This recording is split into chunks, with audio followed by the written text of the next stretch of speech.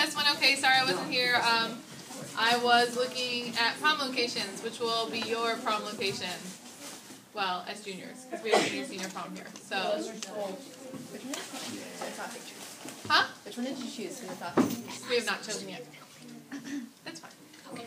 We're just vamping at the beginning. Okay, so we're recording this, so don't say anything you don't want other people to hear. Like confessing your love for your boyfriend or girlfriend or something like that. So we're going to go through the French Revolution. I really love goldfish.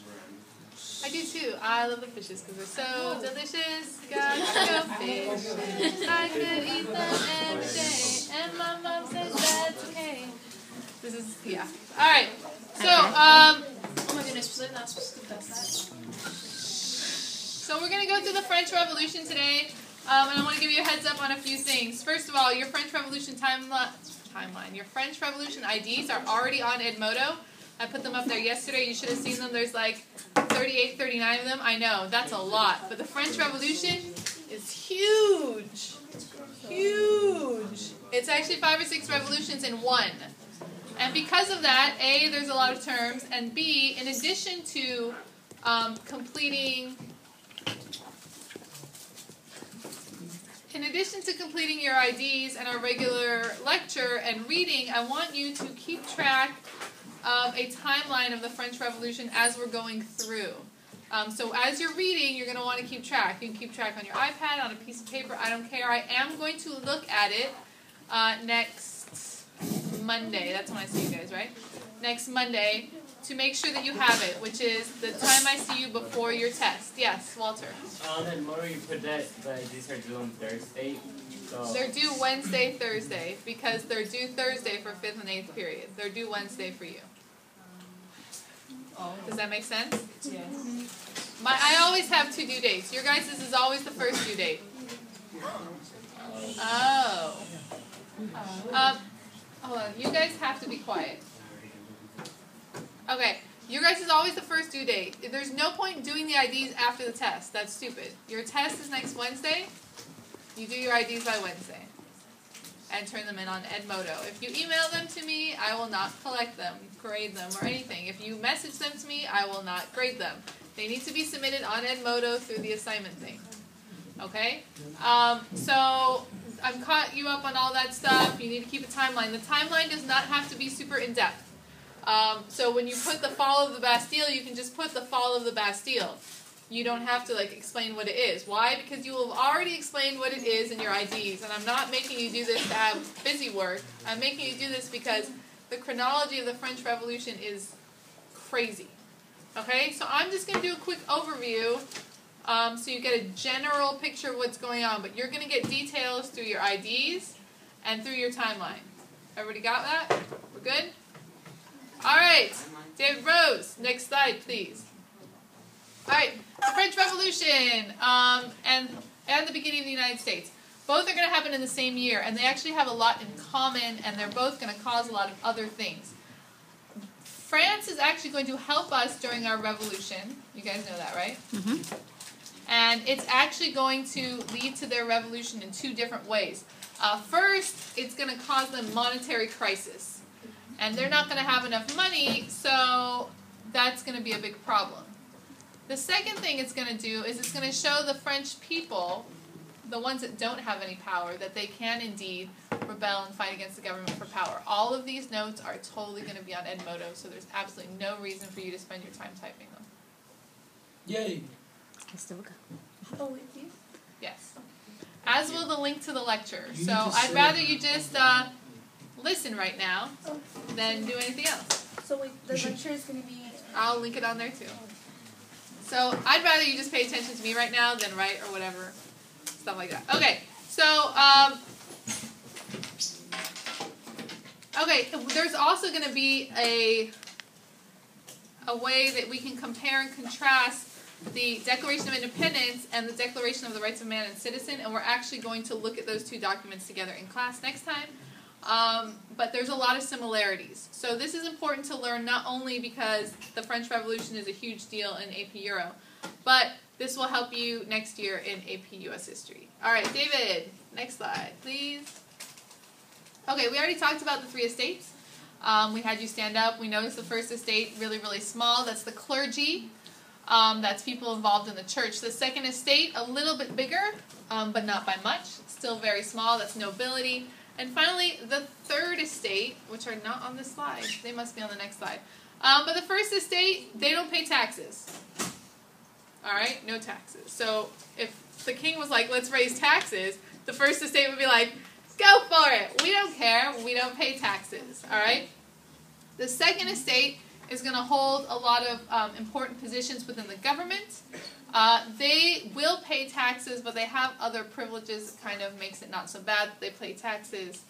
And those are the nobility. They want to increase their power, and they want to decrease the power of the monarchy. And if you guys could not play video games on your iPads while I'm talking, that would be absolutely amazing. Can I help you?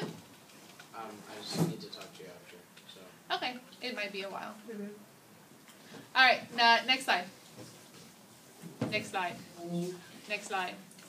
Next slide. The third estate. Oh, they get their whole own slide. They're going to make up almost all of the population, 98%. You know right now we're living in that whole thing where we've got the 1% and the 99%? It's totally like French Revolution, okay? Except they're the 98%. They are going to vary a lot, just like the people in the 99% here in the United States vary. Some of them are going to be professionals. Bankers, lawyers, doctors, teachers, things like that.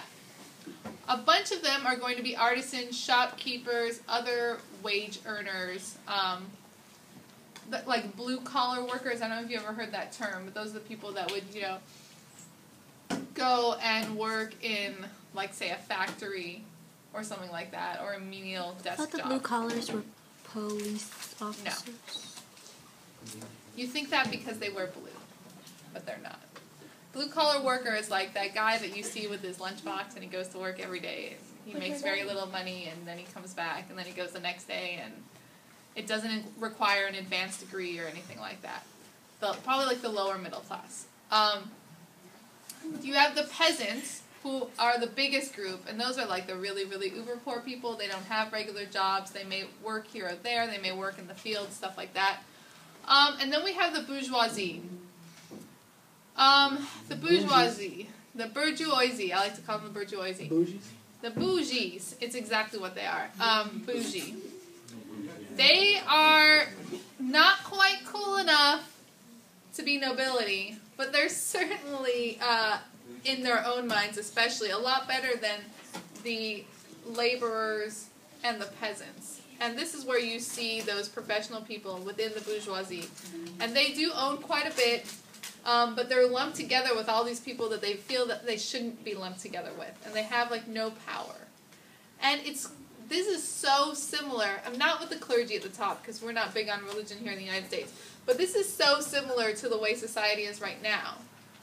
Because we're all, like, grouped together. But there's a big difference between a middle-class lawyer and somebody who's living on the streets, right?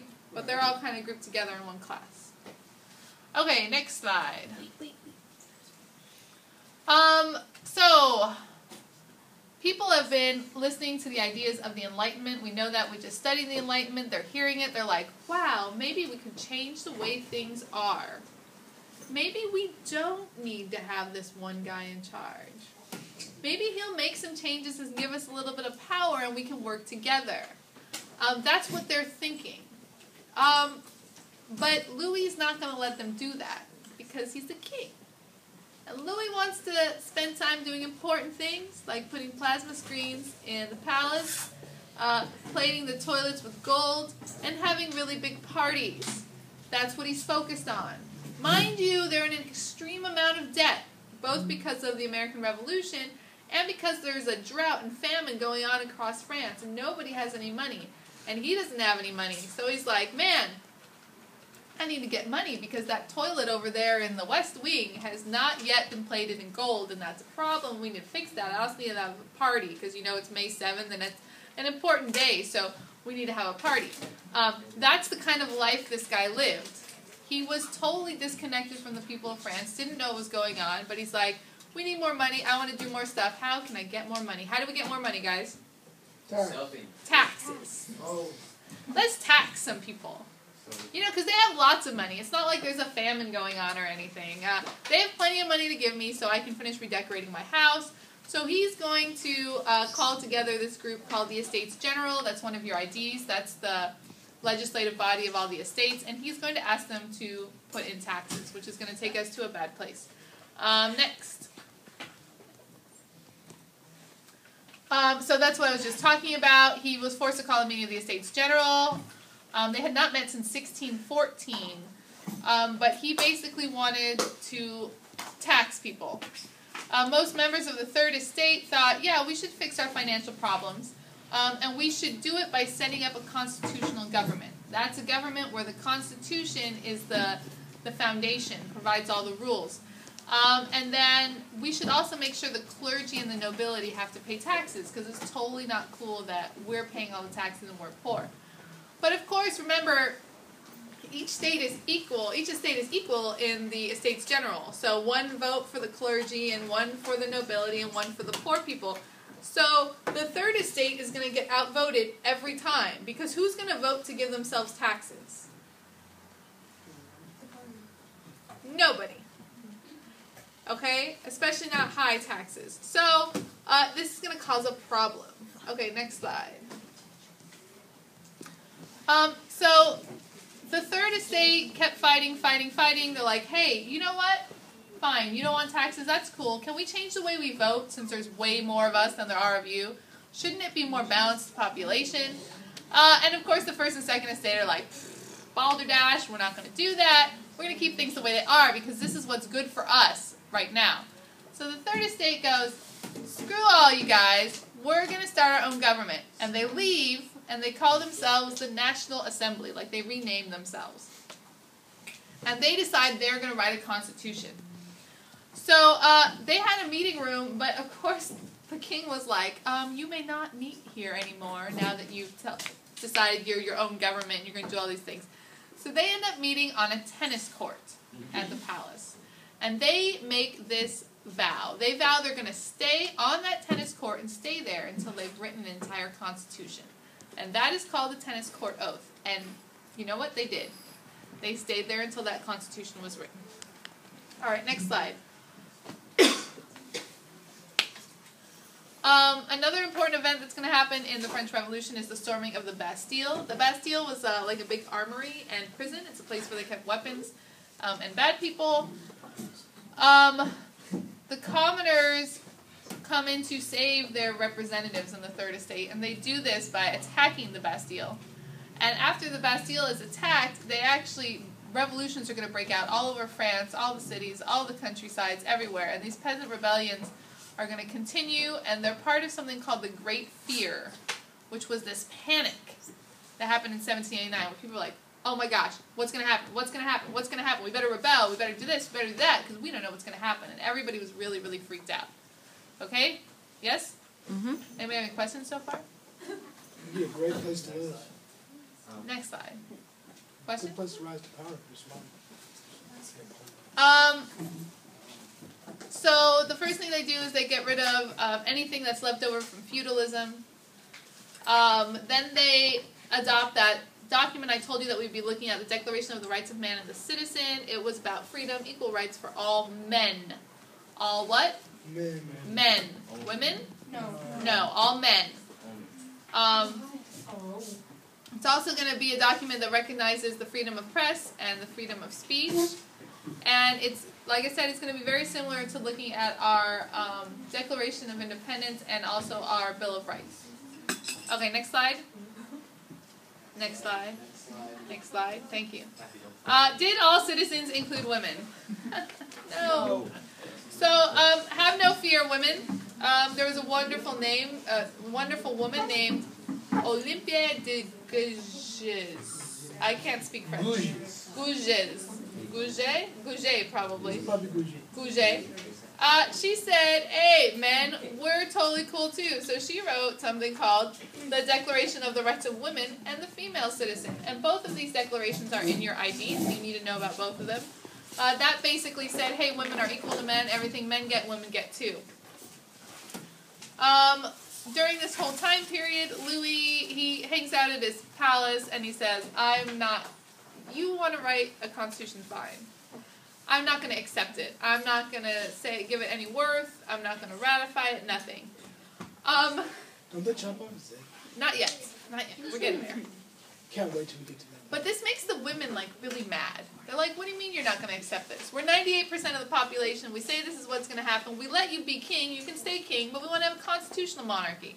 What's wrong with you? So they gather together, and they get pitchforks and such. Think of, like, the Beauty and the Beast when they're going at the end to kill the beast, you know, with all their pitchforks and the fire and all that stuff. But it's women. Yeah. Women. Yeah. And they storm the palace. And they said, listen up, Louis. You better accept all these new things, or there's going to be problems. And so he's like, okay. And then they say, you can't stay here at Versailles. You need to come back to Paris, because Versailles is just outside of Paris. You need to come back to Paris where your people are, or we're going to kill you. So they basically kidnapped the royal family and moved them back to Paris and said, this is what you're going to do, and this is how you're going to do it. Women are boss. Oh, yeah. All right. What do you mean, kind of? Let me The same time, all the lands that belong to the church are being seized by the National Assembly so they can belong to the state. They wanted to start electing bishops and priests. Catholics were not crazy about the French Revolution because they were losing a lot of power and a lot of money. So that's important to note. The Assembly is going to adopt the Constitution in 1791, set up a limited monarchy. You have the king, you have the legislative assembly, so the king still has some power. But mostly it's in the hands of the assembly. So by 1791 we have our first real change in government from monarchy to limited or constitutional monarchy. That's government change number 1 of many. This is after the American Revolution, right? Just after. Our constitution was written in Has about Napoleon the same came time. along yet? We have not hit Napoleon yet. I can't wait. Oh, we have 20 minutes or so. We'll get to Napoleon. All right, next slide. Battle of Waterloo? Next slide. Next slide. I'm going to hire somebody else next time. You want me to go do it? I'll take a spot. I've been good. Okay, so outside of France, all these other monarchs are like, oh, this is not good. If those French people can do that to their king, what are our people going to do to us? And they get really freaked out. So they're like, you know, we don't really like King Louis, but maybe we should help him regain his power just to make sure that nothing happens to our power. So they threaten to help King Louis. And of course, the legislative assembly is all like, don't do that. And they actually declare war on Austria, which the Habsburgs were the ones that originally said they were going to help Louis. France loses these wars against Austria because France itself is in this complete state of disarray. So how are they going to fight off another country? They can't. So losing this set of battles or this quote-unquote war with Austria is going to bring along a whole new set of fear. Just all over again. People are like, I don't know if this is going to work. So some radicals come in and they start this thing called the Paris Commune, which is a second form, or I guess this will be our third form of government. And they are going to capture the king. They're going to chop off his head and Marie Antoinette's head. They're going to declare the end of the monarchy, and they're going to put themselves into power. And those Paris Commune people, wow. Those are my favorite type of people. Yes. They guillotine Louis. He's gone. And They're the Marie people that take Antoinette. harness of insanity and like ride it like a Gone. horse. Dead. All right, next slide. That sucks. Paris Commune, they take power. This is the radical part of the revolution. They call themselves the sans-culottes, without pants. Isn't that what culottes are?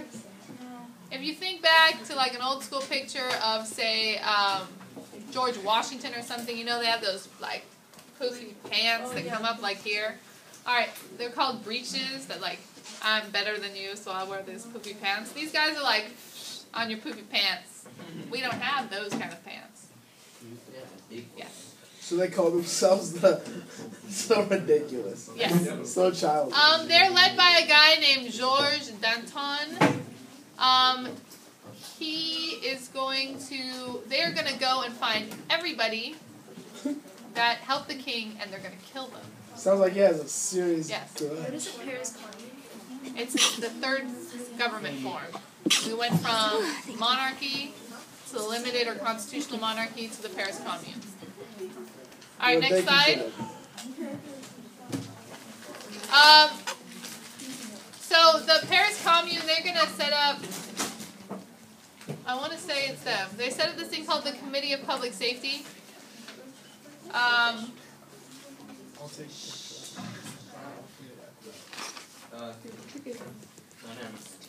So this Committee of Public Safety,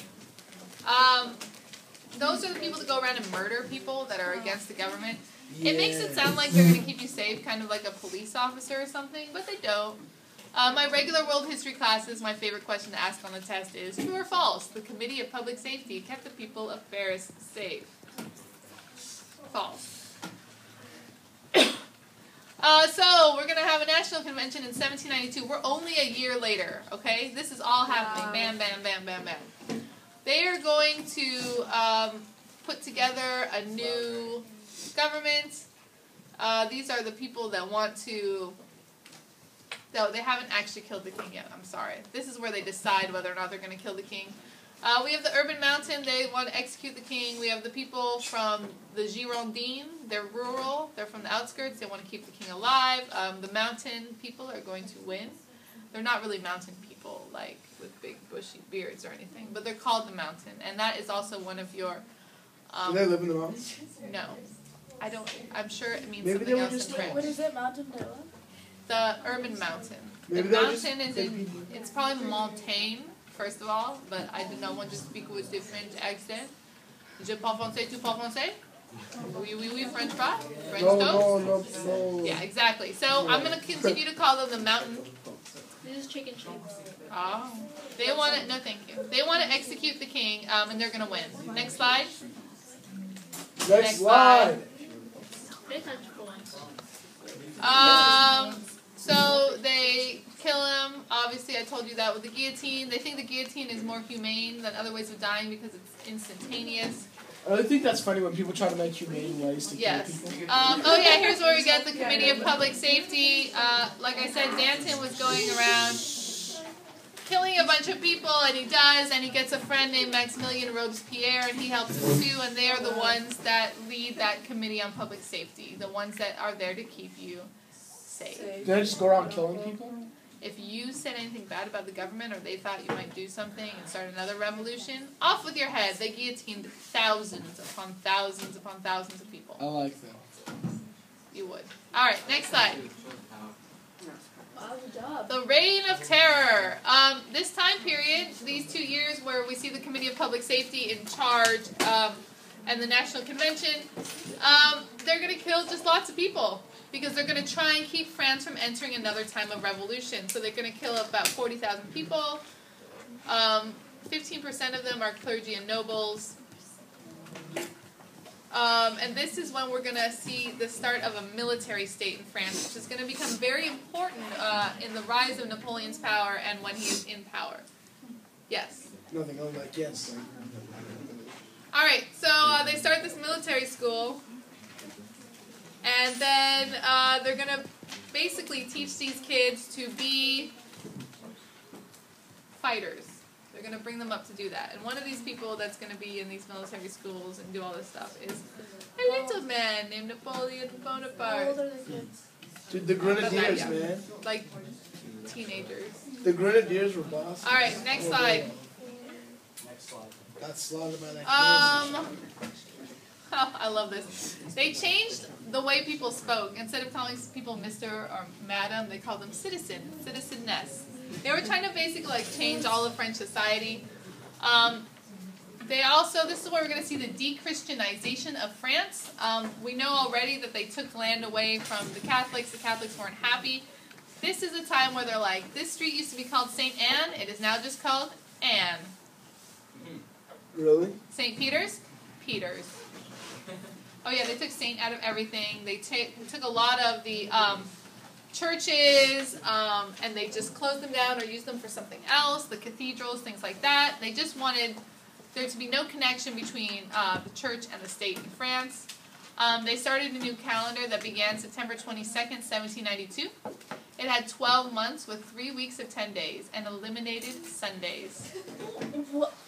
Well, they had to de-Christianize everything. We can't have Sundays, can we? Really, that's genius. I like it to Wow. me. So I think was it a it's Saturday? Sundays are gone. So I think There were 10. 10 weekdays make more sense. There were 10 days in the week. I don't know what they were called, but there were no longer Sundays. There was no God's Day. There were no streets with Saint in the name. There were no churches, cathedrals. De-Christianization. No more Christian stuff anywhere. All right, next slide. We're almost done. So, of course, this whole time, all of the countries around France are like, Look having at a lot this of week. problems. Perhaps we can invade them. And a lot of land. Yes, perhaps we can invade, we can get something. At the very least, we can at least make sure our own people don't revolt. So a bunch of wars come up. And this is important because this is how Napoleon's going to gain his power and his prestige by being this great military hero. Truth is, he wasn't really a great military hero, but we'll talk about that later. Was he a military genius, though? Oh, Like, so they led us no? to believe. He wasn't? We'll get there, we'll get there. So Good assistant? people started to freak out a little bit about Robespierre, though. They're like, maybe this guy has too much power going around just guillotining everybody, so they actually execute him to make sure that he doesn't do anything crazy. When he dies, that marks the end of the Reign of Terror. Let's kill the guy that's killing everybody. Yes, and they Genius did. idea. Alright, next slide. Is there another slide? Slide man! The directory in 17. Okay, next government. So we had the monarchy, the limited or constitutional monarchy. Then we had the Paris Commune. Then we had the National Convention. Now we have the directory. It's number 5. We're only in 1795. Okay, we have not gotten very far chronologically. So this is the 5th government. Yes, right? ma'am. Okay. We have the directory. The directory is going to establish a legislative assembly. One's going to be big, one's going to be little. It's going to represent a little bit, look a little bit like what we have here in the United States in terms of like that one big group and the one smaller group. And then there's a committee of 5 people called directors. This is a form of an oligopoly because we got 5 people at the top, not just one. It's not really a democracy. We have this small group ruling at the top. This government was full of corruption. Corruption. But thank God for Napoleon, because he is going to kick the directory out and then start his own set of corruption. So they're going to be super corrupt. He's going to help out. He's going to be a general. He's going to make his way into the directory, and then he's going to slowly take over the directory, and one day he's going to be like, there ain't no directory anymore. There's just me, Napoleon Bonaparte. But Smart it's more guy. like this. There's just me, Napoleon Was it really Bonaparte. that short? Not really that short, but I still think if he's just able for to do that, emphasis. Just for emphasis. All right, any questions? if he's able to do that, he was a pretty smart guy. Next slide. I think that's it. That is it. Okay, I'm not going super in-depth on Napoleon today. I wanted to get you up to Napoleon and know that he took power. He's going to have a whole other government. He's going to do a lot of crazy things. We're going to learn about that next time. Any questions about the French Revolution so far? Do you see why you need to keep a timeline while you're reading through the chapter? Yes. There's a lot of stuff going on, and it goes on really quickly. Yes? So when people, did they actually try to invade them? Yes. Did they succeed? Well, that's where we get these wars where Napoleon is this military genius. And in all honesty, the first time he leads the troops, he's going to do some amazing things. But the next time he leads the troops, they're going to pretend he did amazing things, but he didn't really. Why? Because they don't want to ruin his thing, his Right, but what do you military mean by hero not? thing. What do you mean by not amazing? We're not going to talk about that. No, Do you have a sorry. good assistant? You know what? It's totally in your book. Alright, so it is, It's like when the Duke of Wellington kills him. It's my favorite part. yes. How did Napoleon rise to get so many people under him to even call him military leader? Yeah, we're going to talk in depth on Napoleon next time. Go Duke of Wellington. Oh no, that's Supergirl. Never mind. You know what I'm talking about. I know. We're Battle of Waterloo is like my Waterloo favorite. is one of your IDs. It's like one of my favorite Alright, so battles listen ever. up. You had the people hide behind the hill pop up. Alright, we're at about 1:45 right now. We've done a good 35, 40-ish minutes of lecture. I've gotten you through most of the French Revolution. We will cover Napoleon separately. What I want you to do now, and I want you to actually do this and not waste your time, because if you waste your time, then I'm going to get really sad. But I just can't possibly lecture anymore because I'm still trying to get my voice back, and I've almost reached my limit, and I still have fourth period today. You are going to start reading the chapter. You're going to start keeping that. You two have been talking the whole time. If it isn't the pot calling the kettle black. That's what I say. Nobody here gets it. What? See? They don't get it. I get it. Because my mom tells me. Alright, so I want you to quietly start going through your book, going through the chapter, and start keeping this timeline that I'm going to check next Wednesday, which means you have only until then to get it done. You're going to go through, each time something happens in the book, you're going to add it to your timeline.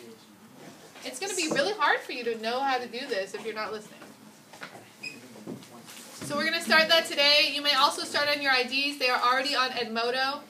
When you do your IDs, I suggest typing them somewhere else and then copy and pasting them into Edmodo, because God forbid something happens to the internet and it glitches or something, and then all your IDs are gone, and then you're like, oh, my IDs are gone, and then you're like, Mama G, I swear I did it, and I'm like, Mama G, did you get one? I'm very, also another thing, I'm super behind on grades, and I'm going to do my best to catch up, but the reality is I have a Greek final on Wednesday. So I will be focusing on your grades next Thursday, Friday, Saturday, Sunday, Monday, Tuesday until they're due. So please don't ask me about your grade. It's not going to change that much from where it was on the 15-week report card. So if you could not be like, what's my grade, what's my grade, what's my grade, that would be really great. Question? So your month with doing your thing from the book is going to end, right? Yes. Are you happy? I'm very happy. Tomorrow is November 30th. I did something terrible last night at school. What did you do? I had a corn dog. How could you? You're horrible. You could I have just waited a couple days. I was sitting in class, and I was texting my friend. I was like, I really want a hot dog. And he's all like, 2 more days. And I was like, yeah, I'm not going to have one tonight. And then I went to go buy my french fries for dinner. And then they had corn dog on the menu. And I was like, nobody will ever know. You horrible Oh my gosh, it was so good. I hope you feel horrible on the inside. No. She feels nice. I haven't been perfect, but I've done pretty well. I'd say I'm like 95% on the clothing. I only went on Facebook for my daughter's birthday and then for like 2 seconds for my best friend's birthday. Other than that, I haven't been on there at all. That's what I did the best with. Your corn dog, confession is all video. I know. Oh my god, it is. Smile and wave. It was so good though. It was so plump and juicy. It was a Foster Farms corn dog. Oh, it was so good. All right. Anyways, yeah. If you're following the blog, there'll be like one more blog post where I say how everything went. Anyways, you guys have very important stuff to do right now. Yes. You can either put it on Edmodo, or you can email it to me, or you can bring me your flash drive in about 2 minutes when I get back over my desk. I just emailed it to you. All right. We're talking about the